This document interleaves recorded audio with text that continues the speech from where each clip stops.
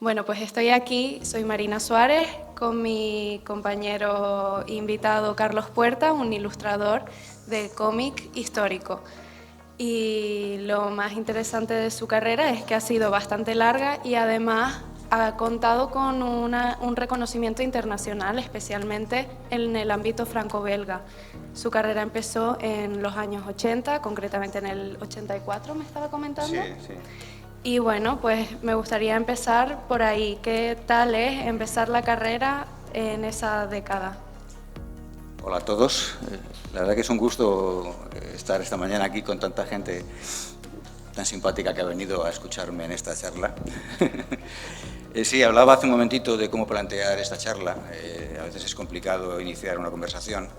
Entonces me preguntaba que ya muchos años en la profesión y cómo había sido los inicios de la misma, ¿no? Y claro, yo normalmente cuando me preguntan hay cosas que obvio porque vas perdiendo los recuerdos, ¿no? Y me acordé, hablando con mi amiga, me acordé que en aquella que todo comenzó, la culpa de todo esto en muchos autores la tuvo la movida madrileña, que luego se fue evolucionando hacia otros lugares. Y en aquella época de la movida, allá por los años 80, había un programa de tebeos de la Radio Nacional de España que se llamaba Roscomi y otros rollos, que todos los años permitía que autores que queríamos comenzar en la profesión pudiésemos mandar nuestro portafolio. Todo esto lo cuento porque a veces se olvida. Y hace poco regresó la persona que llevaba ese programa, que se llama Elías García, regresó de ser reportero, de trabajar en la agencia EFE, y nos encontramos recientemente, entonces nos memoramos todos esos recuerdos. El permitir que ciertos chavales pudiésemos enviar un portafolio y ser seleccionado provocó que muchos de ellos, de nosotros, acabásemos dedicándonos a esta profesión de alguna manera. Pero claro, es como un impulso, es una inercia que te crea el programa. El programa lo que hacía era seleccionar carpetas de portafolios y montaba una exposición con autores, por ejemplo, que seguramente conoceréis, porque Carlos Pacheco, por ejemplo, comenzó ahí. La exposición comenzaba normalmente en el Salón del Cómic de Barcelona y luego era itinerante. Y eso es lo que digo, eso es lo que provocó que cayésemos muchos en este error. A veces digo error porque la profesión es dura. Es muy complicado el avanzar en este negocio, el estar luchando constantemente para conseguir proyectos.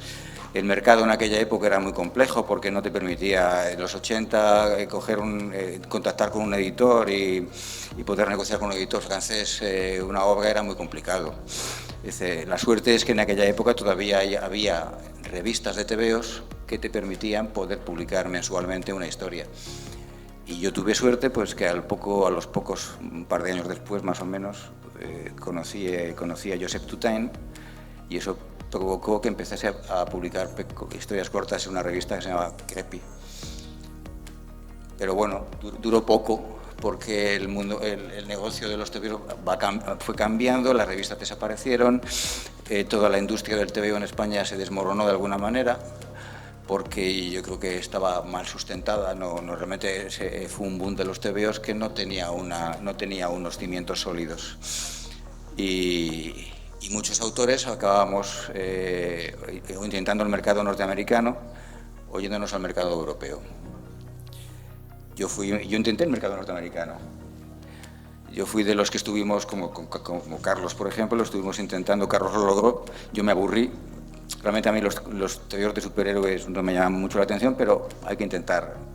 Cuando se fueron a la porra las revistas de tebeos en España, pues hubo que buscar otros caminos. Porque sí, esto es una opinión mía, pero yo con mi relación con Tutain fue excelente, y el breve tiempo que estuve colaborando con él, a pesar de que se estaba yendo todo a la porra, la verdad que fue una relación muy bonita. Hice una buena amistad personal con él y tengo buenos recuerdos. Pero bueno, la cuestión es a lo que iba. Muchos intentamos en el mercado norteamericano. En aquella época había una filial en Reino Unido, y ahí intentamos colocar nuestros trabajos. Lo que pasa es que la suerte a veces es extraña, porque a lo poco tiempo de que muchos dibujantes estuviésemos intentando colocar nuestros trabajos en la filial inglesa, esta cerró. Y algunos no seguimos intentándolo y otros siguieron, pues Carlos Pacheco. Y eso, no sé si es que el camino está ya marcado, está escrito, te lleva a seguir intentándolo con el mercado franco-belga. Entonces tú dirías que, porque me imagino que aquí hay un montón de aspirantes a artistas o a ilustradores incluso, tú dirías que la capacidad para la adaptabilidad es algo muy importante, ¿no? Y en cierto sentido ser capaz de hacer tu propio camino. La adaptabilidad es importante porque evidentemente vivir solamente del TVO es muy complicado. Entonces, claro, vas a tener que buscar otros medios de subsistir si te dedicas a dibujar. Entonces, ahora están los videojuegos. En aquella época no. Yo empecé, vamos por partes, de todos modos, pero es eso, buscar en los videojuegos como hay ahora, en la publicidad, quizá menos ahora. Son caminos diferentes, entonces tienes que tener estilos que te permitan poder adaptarte y poder proporcionar a los clientes una carpeta, un portafolio que te permita ganarte la vida dibujando.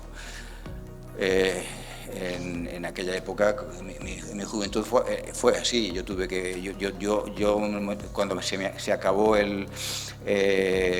cuando me di cuenta de que en España sobrevivir haciendo tebeos no era fácil, pues tuve que tomar otros caminos. Trabajar en la publicidad, ilustración infantil, los videojuegos. Yo acabé trabajando en aquel momento la empresa de videojuegos más importante de España, que era Dynamic Multimedia, que era una de las estamos hablando del año 87. Eran juegos era todo muy primigenio. Y yo empecé ahí diseñando, luego haciendo ilustraciones, haciendo los bocetos que luego se iban a mandar a los ilustradores que iban a realizar las portadas para las cajas y tal.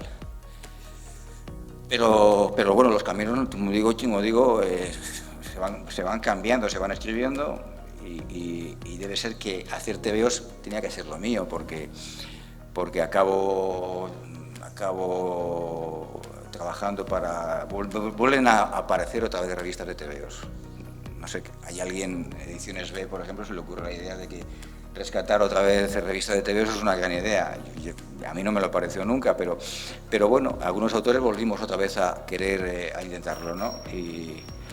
Y ahí yo publiqué durante unos meses, porque duró 7 meses, creo que la revista Top Comics, una historieta que se llamaba Tierra de Nadie, que hablaba sobre un piloto un granjero que se convierte en piloto en la Primera Guerra Mundial y acaba trabajando en la escuadrilla Lafayette. Y se publicó por entregas, entregas de 8 páginas mensuales a todo color. Yo tengo un estilo de acuarela muy meticuloso. Pues como me pasaba con Tutaen, era muy duro.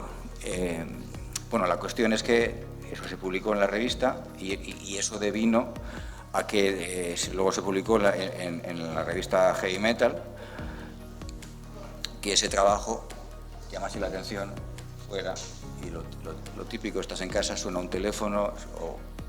En este caso fue diferente, porque que voy a lo que me llevó otra vez al mercado franco-belga. Estamos hablando de eso de principios de los 90 ahora.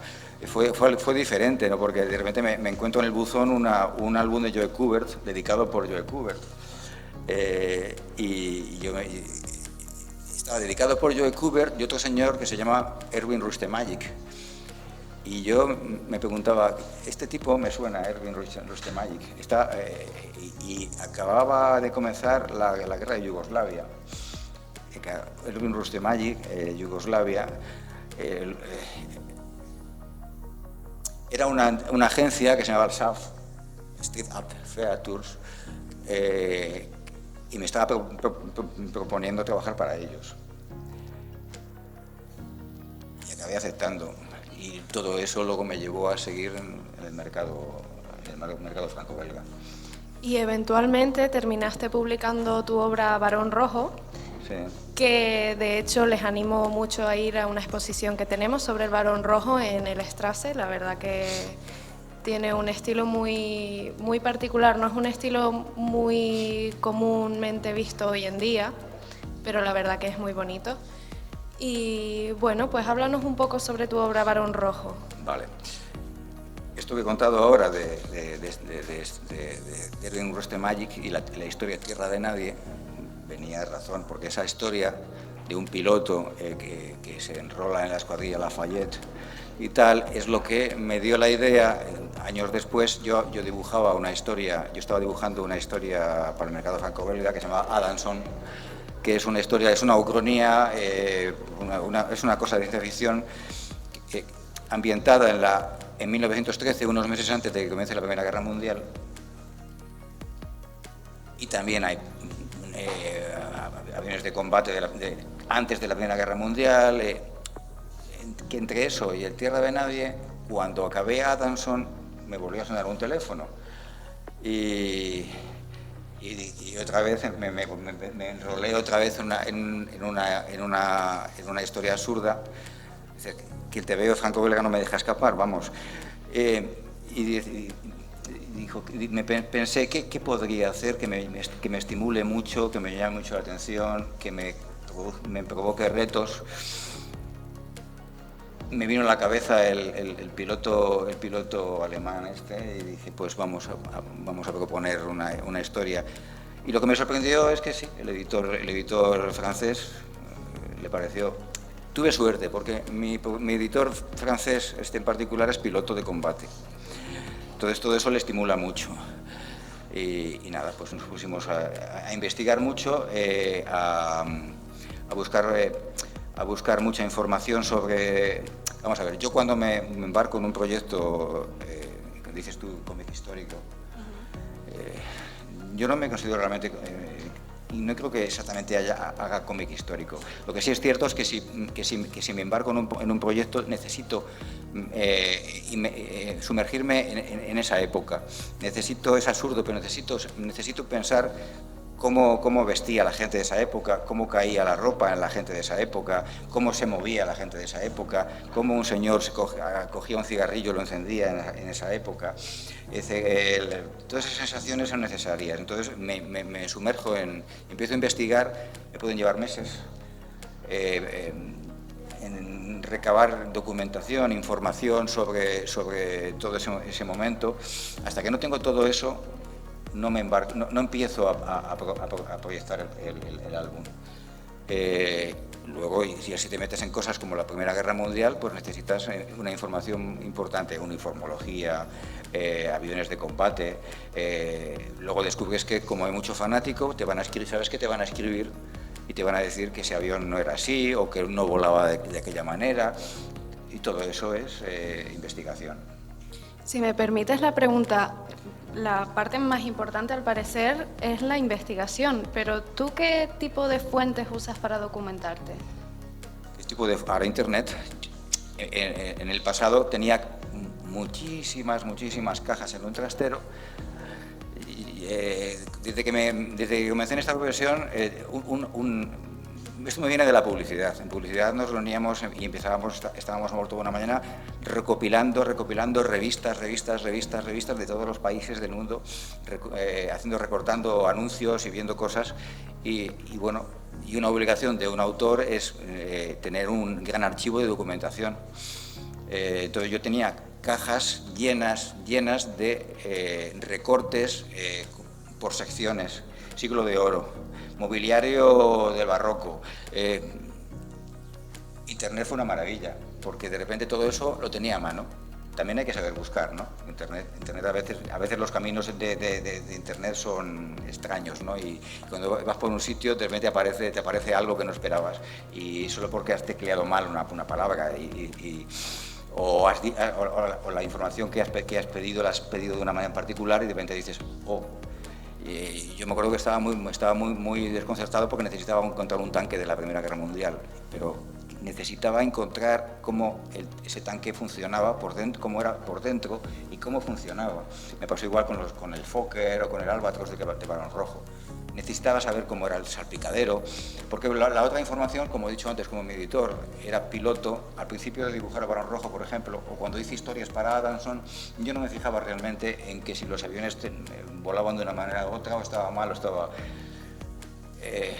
eso me viene también de la época cuando trabajé con... Yo ilustraba las novelas de Capitán a la Triste, de Arturo Pérez Reverte, y entonces en conversaciones con Arturo, yo pinté varios cuadros para su casa, cuadros de tema naval, por ejemplo, y cuando pintaba barcos, Arturo me regañaba porque decía, este barco, tal y como lo has dibujado, se va a hundir, porque tiene la navegación tiene unos modos, unas formas, las velas tienen que estar de una manera, entonces, ¿qué pasa? Al final acabas empollando la navegación para saber colocar las velas en su sitio, que los marinos, si representas unos marinos bajando las garcias o lo que sea, tienen que estar haciéndolo correctamente. Con esto me pasó algo parecido.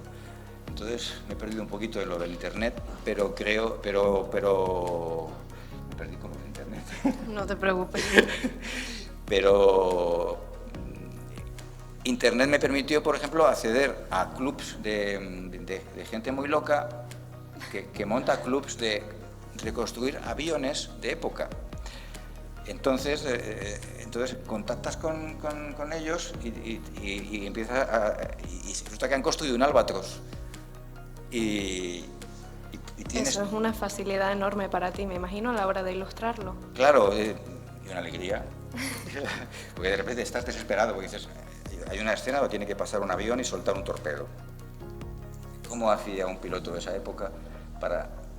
¿Qué mecanismo había?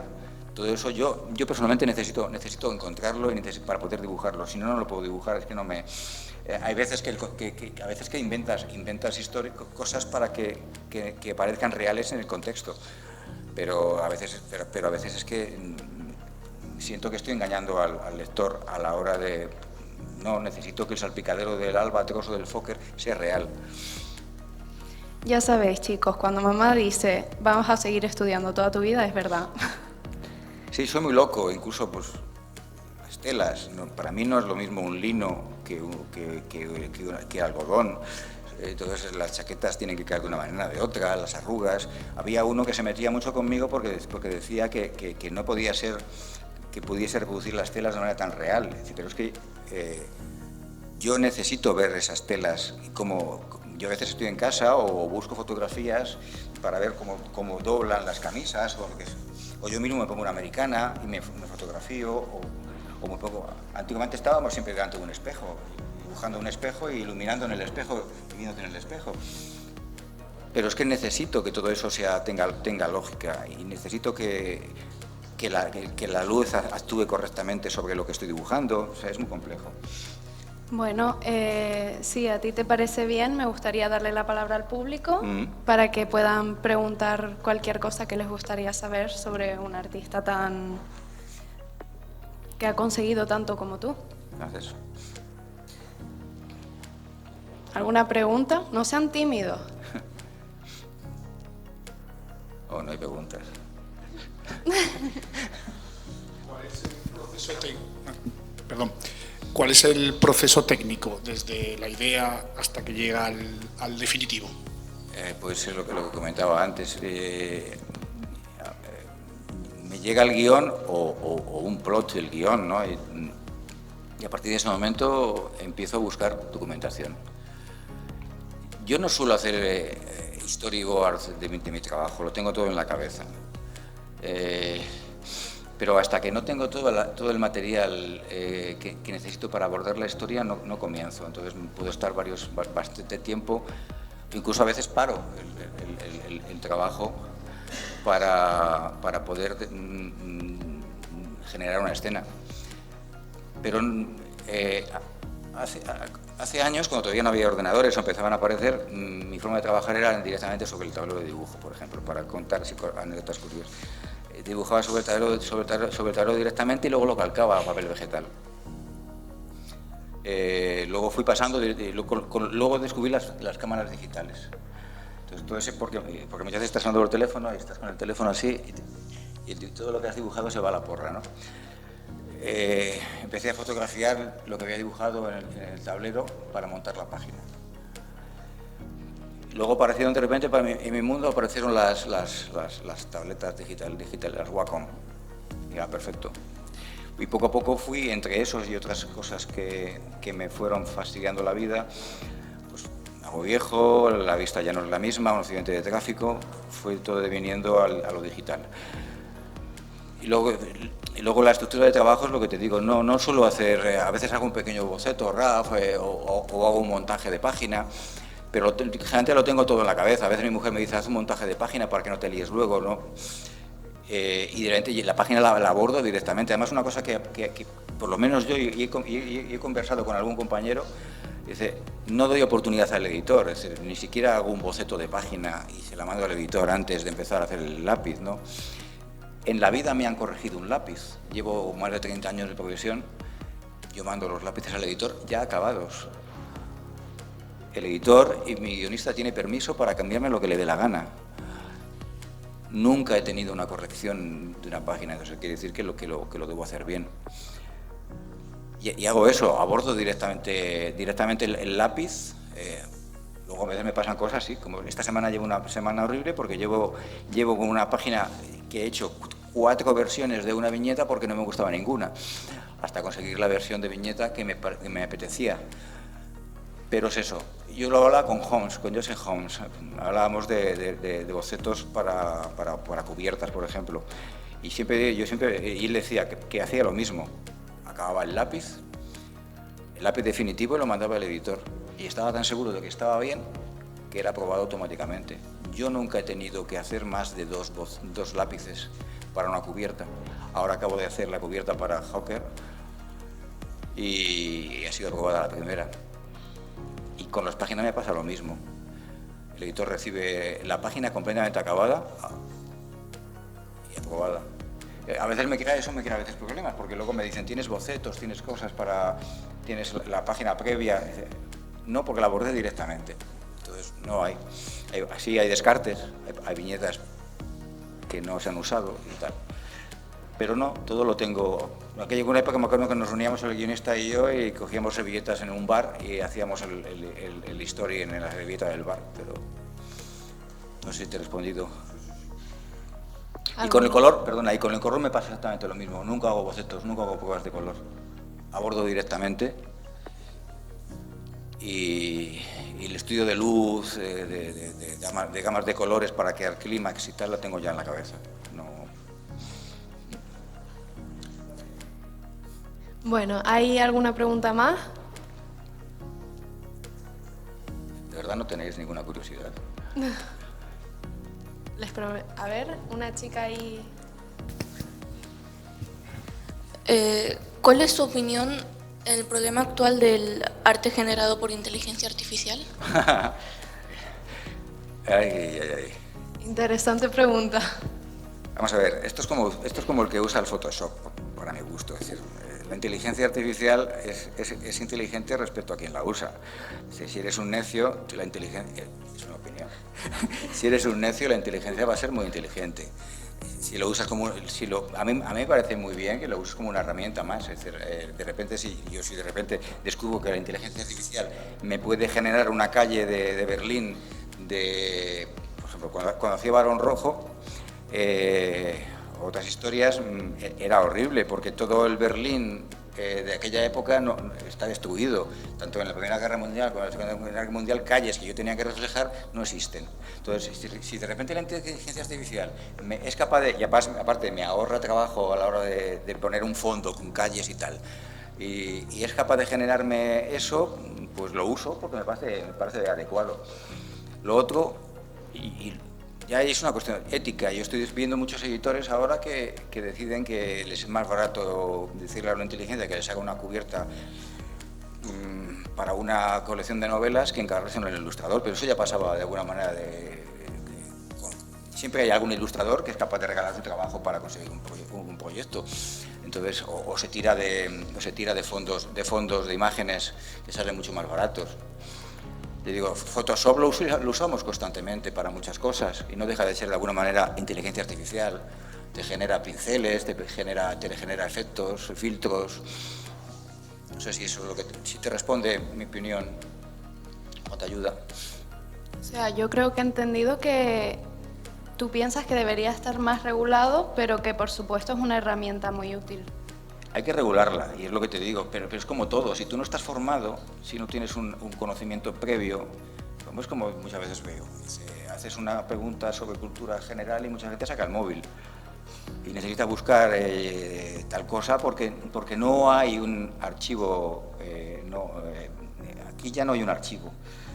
Entonces, con la inteligencia pasa lo mismo, si lo usas como una herramienta, pues es lo que he dicho antes, la inteligencia artificial es inteligente, depende de quién la use. Si eres un necio, pues la inteligencia es la leche. Y a lo mejor suena mal como lo que digo, pero es como lo veo.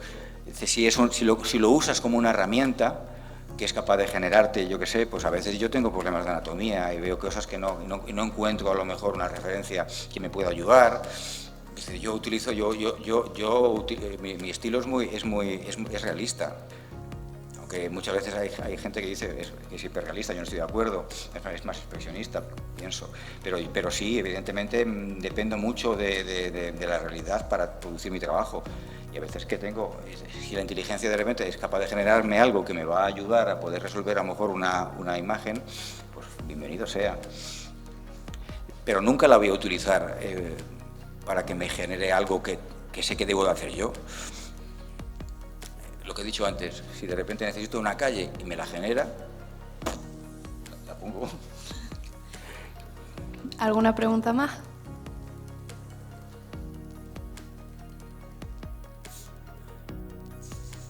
La curiosidad tenéis, ¿no? No mordemos. Pues es que no les ha interesado mucho mi charla. No. Yo sí me gustaría preguntarte, por ejemplo, ¿qué piensas o cómo regulas tú, por decirlo de alguna forma, el concepto de el alma del artista en su arte? ¿Cómo te ves tú a ti mismo reflejado en tu arte? ¿Cómo me veo reflejado en mi arte? Ay, yo sufro mucho. Pero al mismo tiempo disfruto mucho de mi trabajo. Mi arte es para todos, es decir, los que le gustan y los que no le gustan. Yo cuando produzco un álbum, mi mayor satisfacción, no sé si expresa eso, lo que es lo bien que lo va a pasar, espero, la persona que se lo compra y va a pasar unas horas o unos minutos disfrutando de ese libro o diciendo, vaya basura que me he comprado, lo voy a vender en Wallapop. Y eso es parte de mi yo, ese libro, ¿no? de todos mis condicionantes vitales, de esa semana de sufrimiento que he tenido que hacer una página en unas condiciones lamentables porque he estado enfermo. Pero lo más frustrante es cuando por casos que pasan, a veces ese libro queda en un cajón y nunca sale a la calle. Eso es lo más frustrante para un autor, ¿no? Que se quede en un cajón y ya no se vea, no vea la luz. Porque es lo que digo, para mí el mayor disfrute es que los demás sean, es decir, un libro, un disco, una película, es un momento de felicidad para cualquiera, así como lo siento. Genial. ¿Hay alguna pregunta más?